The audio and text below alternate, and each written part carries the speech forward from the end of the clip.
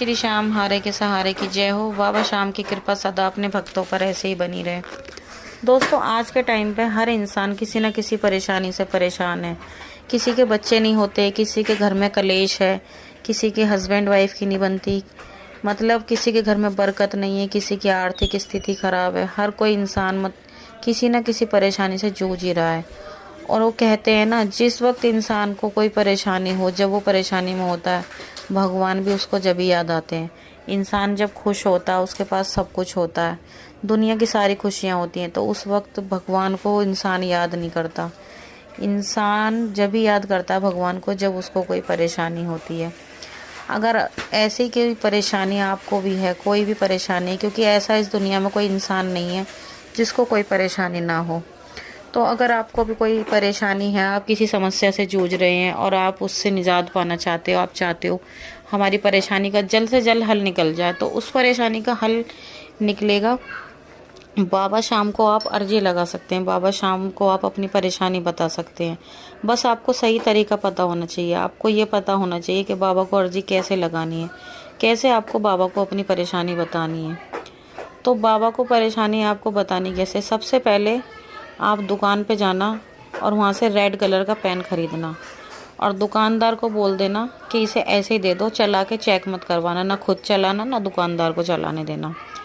और वहीं से आप 1.25 मीटर लाल रंग का कपड़ा लेकर आना, प्लेन वाला, और साथ ही साथ एक सूखा नारियल, जटा वाला नारियल लेके आना आपको, सूखा, और अपने घर पर आ जाना है। फिर आपको खासकर ये उपाय करना है एकादशी वाले दिन।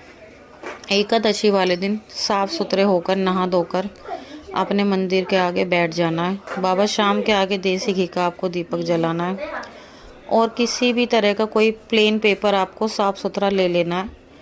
और उस रेड कलर के पेन से सबसे पहले आपको उस पेपर पर लिखना है जय श्री श्याम। उसके बाद आपको उस पेपर पर अपनी परेशानी लिखनी है, जो भी आपको परेशानी है। जैसे आपकी कहीं नौकरी नहीं लग रही, तो आपको ये नहीं लिखना कहीं पर भी, जो भी परेशानी लिखोगे तो आपको कहीं पर भी नहीं लिखना। जैसे आपकी कहीं नौकरी नहीं लग रही, तो आपको ये नहीं लिखना मेरी कहीं पर नौकरी नहीं लग रही है, मेरी नौकरी लगवा दो, नहीं। आपको लिखना है बाबा मेरी नौकरी लगवा दीजिए, बाबा मेरे घर की आर्थिक स्थिति ठीक कर दीजिए, बाबा मेरे घर का कलेश मिटा दीजिए। ऐसे नहीं कि मेरे घर का कलेश नहीं मिट रहा, मिटा दीजिए, कैसे भी करके आपको नहीं उसमें ऐड नहीं करना, ठीक है। आपको इस तरह से अपनी पूरी अरदास उसमें लिख देनी है। फिर उस पेपर को फोल्ड कर देना है। उसके बाद जितना भी आपकी गुंजाइश हो, 10, 11, 21, 51 जो भी हो, उस पेपर पर रख देने हैं।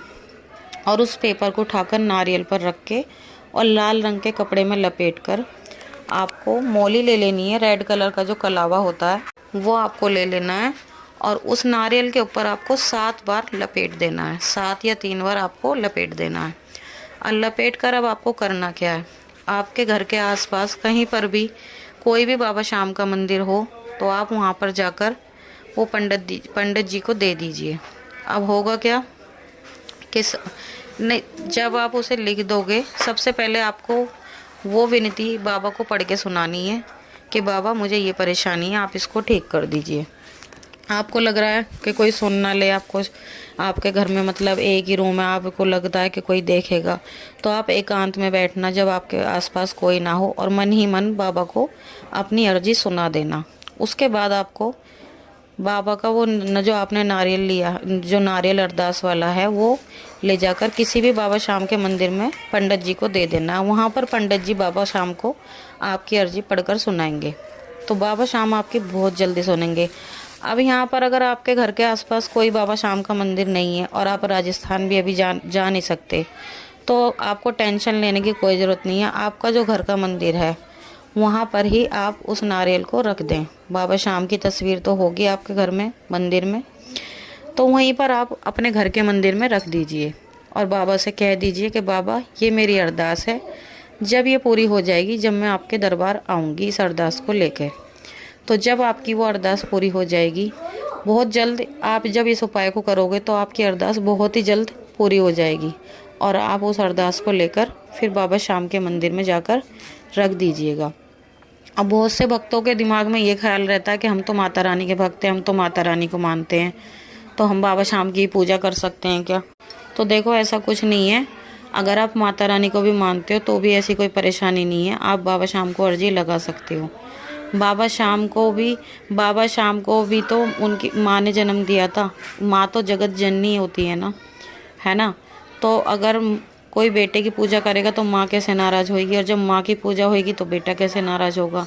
खैर इन सब बातों को आप छोड़िए, आप इस तरह से अपनी अर्जी लिखकर और अपने, अगर आपके घर के आसपास कहीं भी मंदिर हो तो वहाँ पर पंडित जी को दियाइए, अगर ना हो तो आप घर के मंदिर में ही उस अरदास को रख दीजिए, और आप देखना कितनी जल्द से जल्द आपकी ये मनोकामना पूरी होती है। कोई भी मनोकामना होगी बहुत जल्दी पूरी होगी। और हाँ भक्तों, एक बात और, कोई भी आपकी मनोकामना है, एक साथ आपको ये नहीं करना कि आपको बहुत सारी परेशानी है, 4-5 परेशानी तो आपने 4-5 लिख दी, नहीं, कोई भी एक अरदास आपको लिखनी है।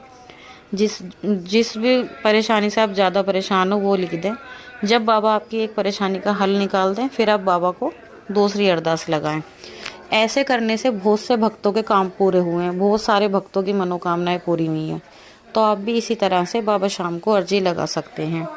आज का वीडियो कैसा लगा, उपाय कैसा लगा, कमेंट बॉक्स में बताना, और कमेंट बॉक्स में जय श्री श्याम लिखना बिल्कुल मत भूलना।